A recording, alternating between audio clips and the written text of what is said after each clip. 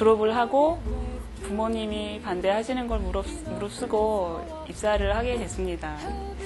입사를 굉장히 쉽게 들어갔는데요. 그때 IMF 터져서 다들 입사가 어렵다 그럴 때 교학과인가요? 조교 오빠한테 원서를 한 장을 얻어서 하나를 냈는데 그게 면접까지 갔어요. 저 같은 경우는 굉장히 운이 좋은 케이스라고 하더라고요. 그래서 부모님께서는 공부를 계속 하기를 원하셨는데 저도 공부를 하기를 바랬었어요, 사실. 1년만 회사를 다니다가 그만두고 다시 공부를 해야겠다 이렇게 생각했는데 막상 회사 들어가서 보니까 회사 업무가 제가 공부하던 거랑 완전히 일치하는 업무였어요. 그래서 많이 배우고 또 제가 공부를 마쳤을 때 어떤 생활을 하게 될 건지 눈으로 다 보게 됐는데 너무 많이 보니까 실망스러운 게 많이 생기더라고요. 그래서 제가 들어간 곳은 할부금융회사에 들어가서 이제 악성 채무자들한테 돈을 받는 일을 했어요.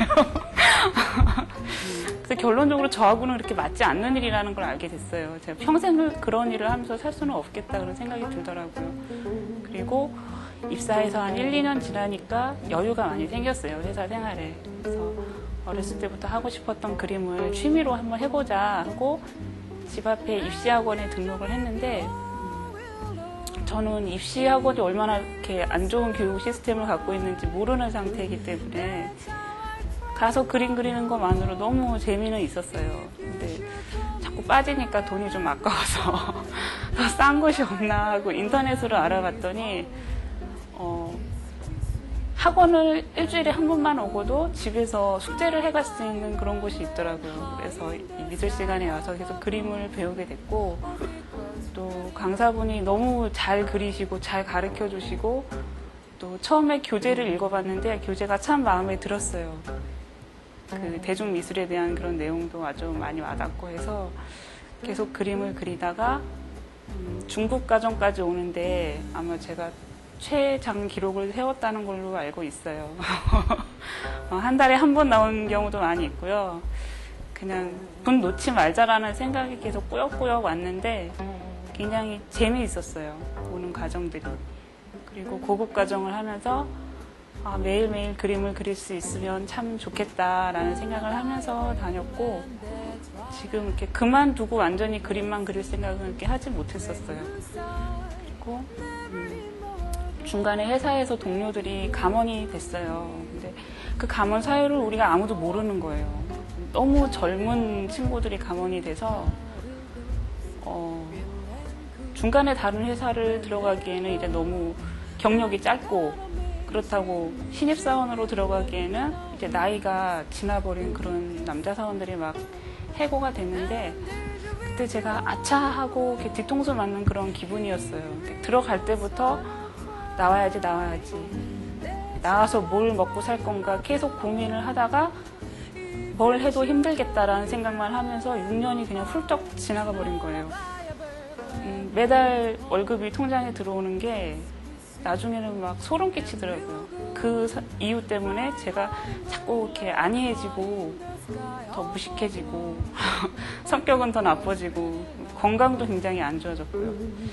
그래서 근데 저만 그런 게 아니라 제 친구 중에 LG 들어간 친구, 삼성 들어간 친구도 있고 한데 다 비슷비슷해요.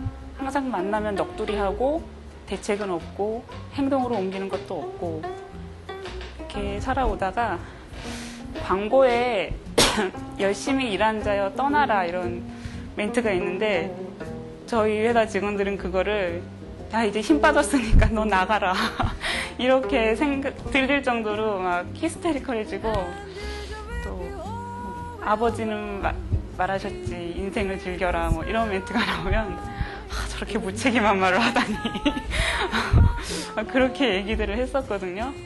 그래서 정말 1, 2년 내가 여기 더 버티고 있는 게 내 인생에 크게 뭐 달라질 게 없겠다. 뭐 이건 준비하는 게 아니라 1, 2년을 허비하는 거다라는 생각이 들어서 퇴직서를 냈어요. 내면서 주변 사람들은 굉장히 많이 놀랐어요. 제가 제일 오래 다닐 줄 알았대요. 갑자기 그만둔다고 하니까 이상했나 봐요. 제가 그림을 그릴 거라고 했더니 이제 더 놀라시는 거예요. 그래서 어떤 분은 끝까지 안 믿으셔갖고 그림을 내놔봐라. 그래서 인터넷으로 그림을 보여드렸더니 그때서야 이제 믿으시더라고요. 아, 네가 이런 걸 했었냐. 그리고 마지막에 나가면서 다른 팀 사람들하고도 다 이제 인사하고 악수하고 막 그러는데 하나같이 너무 부럽다 이런 말씀을 해주셔갖고 나가면서는 기분이 굉장히 좋았어요. 그리고 이제 문제는 집에 가서 말씀을 드려야 되는데 참 걱정이 많이 되더라고요. 그래서 저하고 부모님하고는 거의 대립을 해본 적이 없었어요. 살면서. 딱 한 번 이제 입사한다 그럴 때 그때가 제일 크게 한 번 대립한 거고 이제 그림 그리겠다 그러면 정말 좀 기절하실 줄 알았거든요. 근데 의외로 뭘 제일 하고 싶냐, 우리는 네가 공부를 계속 했으면 좋겠다라고 말씀하시길래 아, 저는 그림이 제일 그리고 싶습니다 라고 말씀드렸더니 그냥 흔쾌하게 그래 네가 뭐 해서 안 된 거 여태까지 있었냐 해봐라 이러시니까 이럴 줄 알았으면 고3 때 한번 강력하게 미대 간다고 우겨볼 걸 그런 생각이 들더라고요. 다른 사람이 보기에는 좀 무모한 행동을 하는 게 아닌가. 왜 대기업 힘들게 들어가서 잘 다니다가 이렇게 남들이 보기에는 전망이 없어 보일 수도 있는 그런 일들을 지금 하고 있는데 제가 한겨레 21이라는 그런 잡지를 봤어요. 거기에 30대 기업에 다니는 미혼 남녀들이 전부 다 사춘기를 앓고 있다. 결혼을 안 했으니까 마지막으로 한 번 더 인생을 바꿔볼 수 있는 그런 기회가 있는 거예요. 놓치기는 아깝고. 그래서 배낭여행을 가면은 대부분 유럽 사람들은 20대 초반 젊은이들이 배낭여행을 다니는데 한국 사람은 다 30대래요. 저같이 고민하는 친구들이 회사 그만두고 배낭여행 한번 떠나고 돌아와서 다시 원서를 여기저기 또 넣는 거예요. 근데 저 같은 경우는 제가 지금 1, 2년 미술에 푹 빠져서 다시 정말 실패를 해서 원점으로 다시 돌아가고 싶을 때라고 하더라도 지금 1, 2년이 결코 헛되게 보내는 시간이 아니라고 생각을 해요. 왜냐하면 정말 이력서를 냈을 때 그냥 무작정 나온 친구들은 배낭여행, 경험이라고는 배낭여행 한번 갔다 온 거랑 나머지 공백 기간, 백수 시절, 그 시절밖에 없지만 저는 개인전이라는 그런 결과물이 있기 때문에 나중에 공부를 하게 되든 다시 동종업계에 입사를 하게 되든 이런 도움이 많이 될 거라고 생각을 합니다.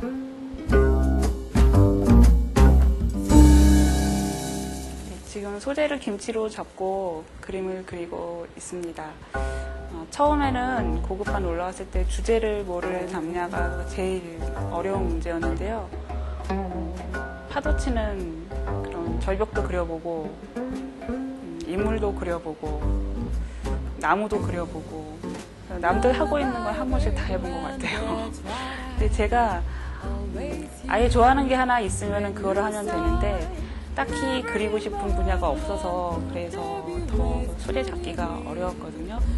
그러다가 이것저것 이제 자료사진 될 만한 것들을 선생님께 보여드렸는데 거기에 가족들하고 회를 먹는 장면이 있었어요.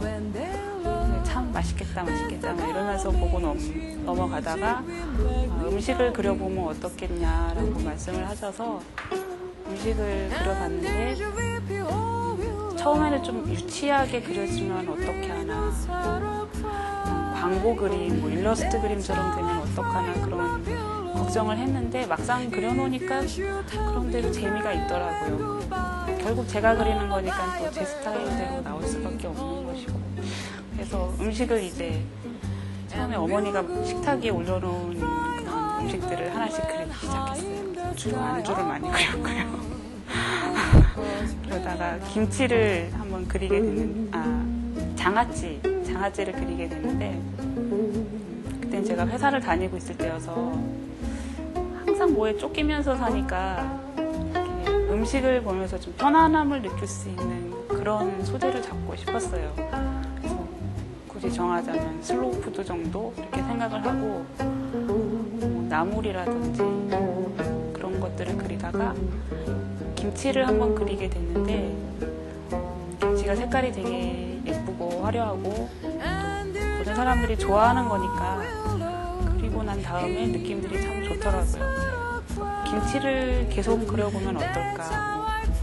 김치만 그리겠다는 생각은 처음엔 아니었고 우선 김치를 그리고 다 떨어지면 또 뭐 다른 걸 그리고 이런 식으로 생각을 하게 됐는데 김치로 주제를 잡고 나니까 그릴 게 무궁무진하더라고요. 그래서 우리나라 김치는 계절마다 하나씩 다 있고요. 지역마다 다 다르고 또 그릇이 어떤 거냐 또 상차림이 어떤 거냐 테이블 세팅을 어떻게 하느냐에 따라서 차이가 많이 나기 때문에 앞으로도 한동안은 계속 김치만 그려도 몇 년은 그릴 수 있을 것 같은 그런 생각이 들어요. 근데 사실 제가 김치를 뭐 굉장히 좋아하거나 뭐 김치 하나만 있으면 나는 밥 한 공기 뚝딱이야 이런 스타일은 아니거든요. 있으면 먹고 없으면 안 먹고 오랫동안 안 먹어도 생각 잘 안 나는 스타일인데 한국 여자는 김치하고 이렇게 별개로 생각을 할 수가 없는 것 같아요. 이렇게 요리의 기본이고 저도 어머니가 만들어 두신 김치를 먹고 있고 언젠가는 어머니가 안 해주시겠죠. 그때는 제가 만들어 먹을 줄 알아야 될 텐데 그래서 겸사겸사 해서 소재도 찾을 겸 해서 김치를 만드는 방법을 배우고 있어요. 그리고 제가 김치를 그린다는 거를 사람들이 알고부터는 집에서도 그렇고 주위의 동료들도 많이 얘기를 해주세요. 아이디어 같은 것도 많이 얘기해 주시고 와서 찍어도 좋다고 하는 그런 분도 계시고 너무너무 감사하고 재미있게 그리고 있습니다. 처음에 김치 그릴 때 국물 색깔을 어떻게 내느냐가 제일 어려웠고요. 그래서 김치를 옆에 갖다 놓고 그렸었는데 냄새가 너무 심해서 휴지에 김치 국물을 찍어서 또 옆에다 놓고 그리기도 하고 그래서 결국 어떤 색깔을 얻어냈어요. 아주 간단한 배합이었는데 그래서 그렇게 한번 정해놓고 나니까 거기서 진하면 빨간색을 좀 더한다든가 명암이 있으면 검은색을 더한다든가 이런 식으로 지금은 김치 색깔 내는 거는 쉽게 풀어가고 있고요. 그 다음에 김치 소재 구하는 것도 좀 어려웠는데 우선 저희 집에서 먹지 않는 김치들이 있어요. 열무김치 같은 경우는 물김치로만 먹고 그냥 열무김치로는 만들어 먹지 않고요. 또 백김치도 먹지 않고 갓김치도 먹지 않고 그래서 그런 것들은 백화점에 가서 비싼 돈 주고 사서 만들었어요. 찍었어요. 근데 사서 찍는 것도 굉장히 어렵더라고요. 시간도 많이 걸리고 테이블 세팅이라고 해야 되나? 푸드 스타일리스트 뭐 이런 사람들이 하는 그런 것들이 참 쉬운 게 아니더라고요. 처음에는 1시간만 찍으면 될 줄 알았는데 한 3시간 찍다가 수업도 듣고 그런 적도 있었어요. 김치가 백화점 김치가 너무 맛없는 걸 사갖고 처음에 찍을 때는 식구들이 우리 언제 먹냐 막 저러시다가 맛이 너무 없는 거예요. 그래서 다 제가 먹었어요.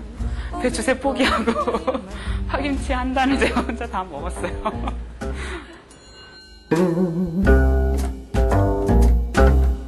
퇴사를 한 상태고 2년 정도 계획 잡고 있고요. 첩전을 2번을 하고 2008년 11월에 개인전을 열 생각입니다. 지역은 서울 안에서 낼 생각이고요.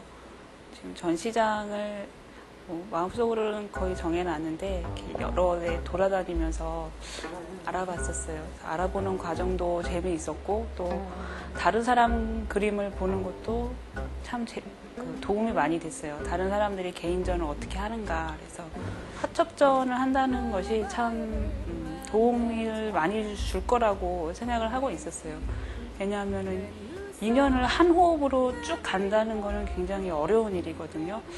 굉장히 이렇게 산이 커 보이고 저거를 내가 넘을 수 있을까 언제 넘을까 막 하지만 그렇다고 짧은 시간도 아니고 긴 시간도 아닌 굉장히 어정쩡한 그런 시간이라는 생각이 들더라고요.